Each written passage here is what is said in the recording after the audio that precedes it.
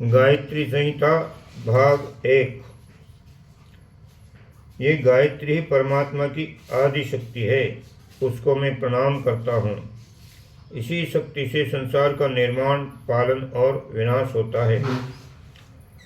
दूसरा श्लोक है, विष्णु की नाभि कमल से उत्पन्न हुए ब्रह्मा ने गायत्री की शक्ति से जड़ तथा चेतन संसार भी बनाया।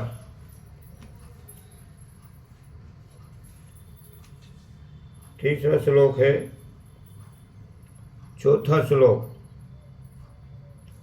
जिस प्रकार शिव के केशों से निकलने वाली गंगा में परिवार सहित भागीरथ को पार कर दिया, उसी प्रकार संसार का पालन करने वाली गायत्री हृदय रूपी महान सरोवर से प्रकट होकर सपरिवार साधक को बहुत सागर से पार ले जाती है। वही गायत्री ज्ञान रूपी जल से परिपूर्ण गंगा है।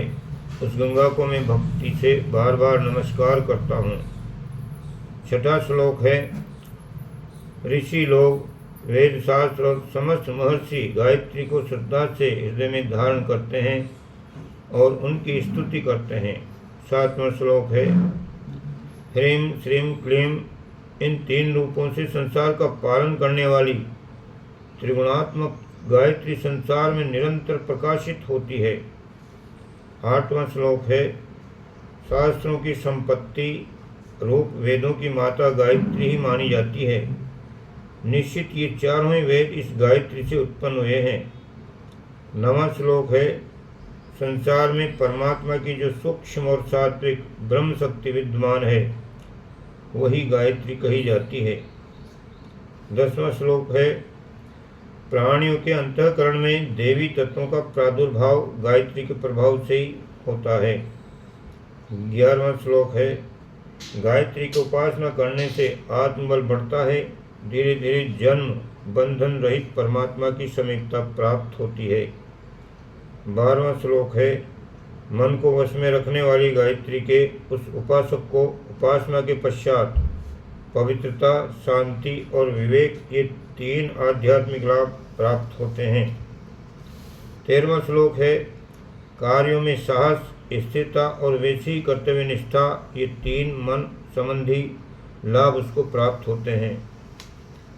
14वां श्लोक है, संतोषजनक धन की वृद्धि, सब ओर से सहयोग और स्वस्थता, ये तीन सांसारिक लाभ उससे होते हैं।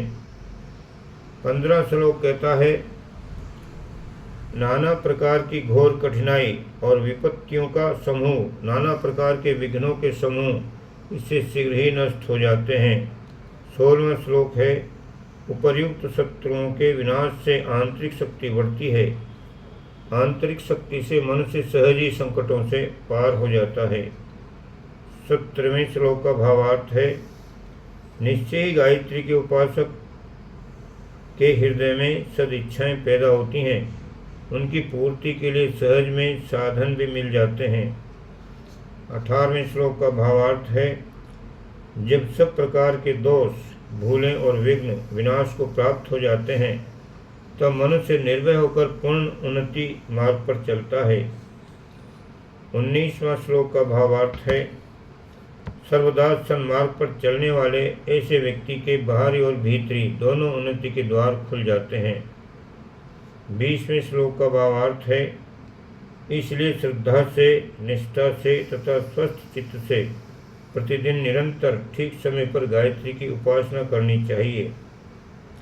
21वां और 22वां श्लोक है, जैसे दयालु, शक्तिशालिनी और बुद्धि युक्त माता प्रेम से अपने बालक का कल्याण ही करती है, उसी प्रकार भक्तों पर प्यार करने वाली गायत्री संसार की माता है। वो अपने भक्तों का सर्वदा कल्याण ही करती है। 23 और 24वां श्लोक है, जिस प्रकार संसार में माता के प्रति भूलें करता हुआ भी कोई बालक उस माता का शत्रु नहीं होता, उसी प्रकार गायत्री की उपासना करने में भूल करने पर कोई भक्त कभी भी विपरीत फल को प्राप्त नहीं होता। 25वां श्लोक, उसका भावार्थ है, गायत्री के अक्षरों का गुम्फन इस प्रकार हुआ है कि जिसे समस्त गुह्य ग्रंथियां जागृत हो जाती हैं। 26वें श्लोक का भावार्थ है, जागृत हुई ये सूक्ष्म योगी ग्रंथियाँ साधक के मन में निसंदेह शीघ्र ही दिव्य शक्तियों को पैदा कर देती हैं। 27वां श्लोक है, ये दिव्य शक्तियाँ मनुष्य के लिए नाना प्रकार के मंगलमय सुंदर परिणामों को उत्पन्न करती है। 28वां श्लोक है, आलस से रहित होकर गायत्री मंत्र का शुद्ध ही उच्चारण करना चाहिए। जो ऐसा करने में असमर्थ हों वे केवल प्रणव ओम सहित विहार्थियों का जाप करें। 29वां श्लोक है, पहले प्रणव यानी ओम का उच्चारण करना चाहिए, तत्पश्चात भूर्भुवः स्वः का। ये पंचाक्षरी मंत्र भूर्भुवः स्वः वेद के विद्वानों ने लघु गायत्री कहा है।